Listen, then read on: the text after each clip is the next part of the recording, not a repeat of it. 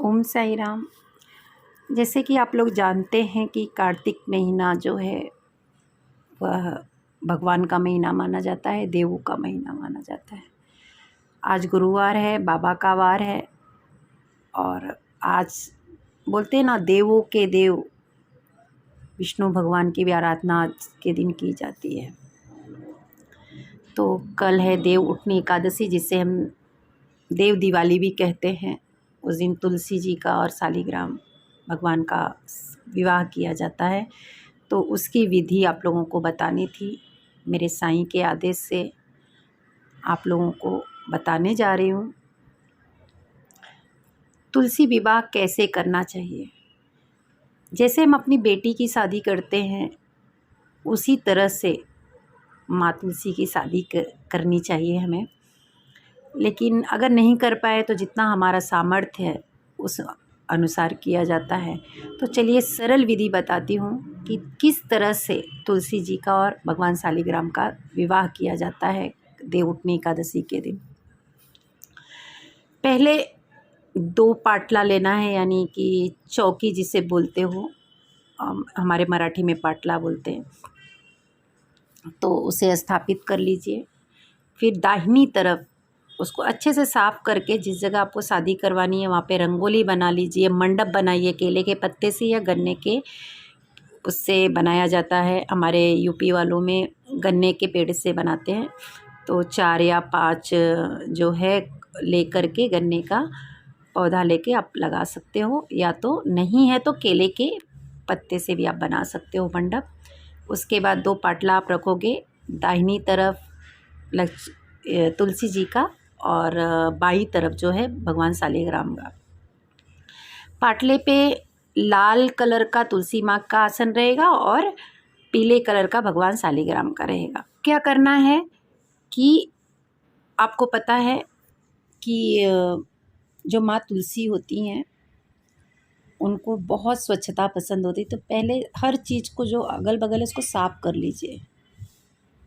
अब आसन बिछा लिया। अब क्या करना है, आपको गणपति भगवान को भी स्थापित करना है कि सर्वप्रथम हर एक पूजा में हमें गणेश की पूजा शुभ माना जाता है। इसके लिए पहले हम गणेश भगवान को भी विराजित करेंगे। उसके बाद कलश स्थापना करेंगे। शादी में कलश स्थापना मेन होता है, इसलिए तुलसी विवाह में कलश स्थापना करेंगे। कलश को पहले आप क्या करोगे, चावल से या तिल से, मैं तो तिल से बनाती हूँ, तो तिल लेकर के अष्टदल कमल बनाइए, उस पर कलश रखिए। कलश पर आप स्वास्तिक बनाइए, कलावा लपेटिए। फिर जो कलश में जल भरने के बाद आप क्या करोगे, सुपारी, सिक्का, हल्दी, तिल, ऐसे करके आप 5 चीज़ें डालोगे। ठीक है। अब उस पर नारियल, कलावा लपेट करके नारियल रखोगे। अब हमारा जो कलश हो गया है वो तैयार हो गया है। आपको पता है कि आम का पत्ता या अशोक का पत्ता रख के ही नारियल रखा जाता है। उसके जब आप कलश पे आम का पत्ता रखोगे तो पहले एक प्लेट रखोगे, इसको तिल से या चावल से भर के उसके ऊपर नारियल रखा जाता है। उसको आप विराजमान कर दिए। अब हम तुलसी विवाह की रस्म स्टार्ट करते हैं। आपको पता है शादी में हल्दी का बहुत महत्व होता है। तो जल तो हम चढ़ाते हैं, लेकिन इस दिन तुलसी विवाह के दिन जो जल आप समर्पित करोगे वह जो है वो हल्दी मिलाकर करोगे। ठीक है। तो तुलसी जी को हल्दी मिला करके जल समर्पित करोगे। शालिग्राम भगवान को स्नान करवा के उनको स्वच्छ कपड़े से पोंछ करके ही आप विराजमान करोगे। अब आ जाइए, दुल्हन को तैयार कैसे करते हैं।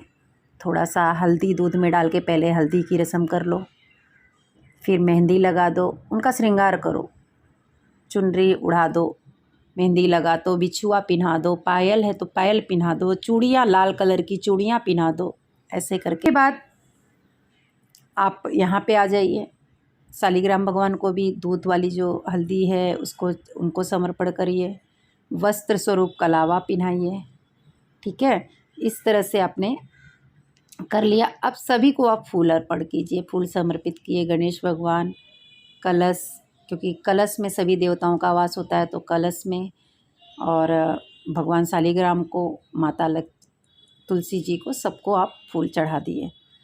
अब रंगोली बना लो। अभी हमें जो जिस भूमि पर आप कर रहे हो, भूमि यानी उस धरती माता को भी हमें पवित्र मान करके उस जगह पर रंगोली बनाना है, तिल समर्पण करना है और 7 दिया या 5 दिया जलानी है।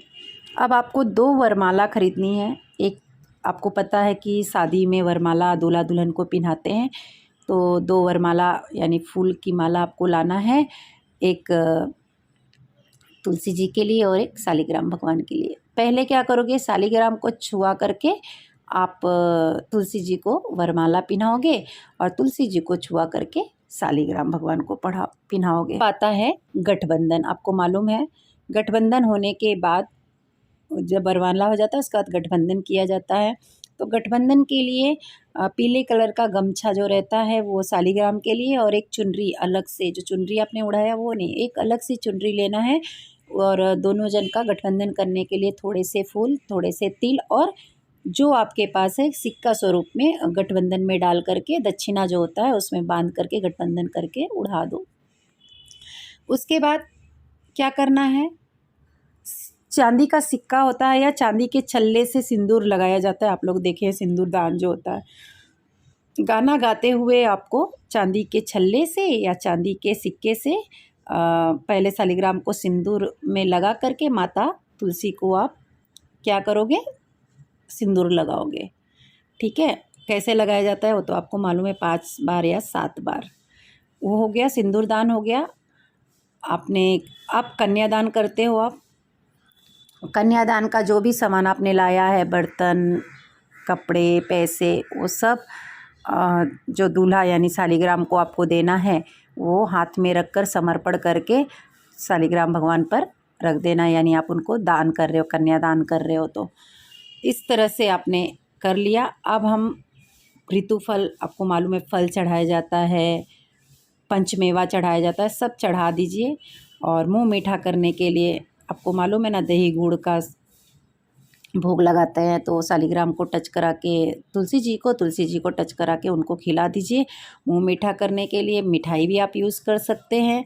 शादी हो गई, उसके बाद कपूर जला करके घी की आरती और धूप जला करके आरती करिए तुलसी माता जी की, क्योंकि वो लक्ष्मी हैं और हमारे घर में आ रही हैं। तो फिर उसके बाद आरती करने के बाद अपनी गलतियों की माफ़ी मांगिए, जो भी पूजा में गलती रही हो उसको क्षमा करने की बात कहिए।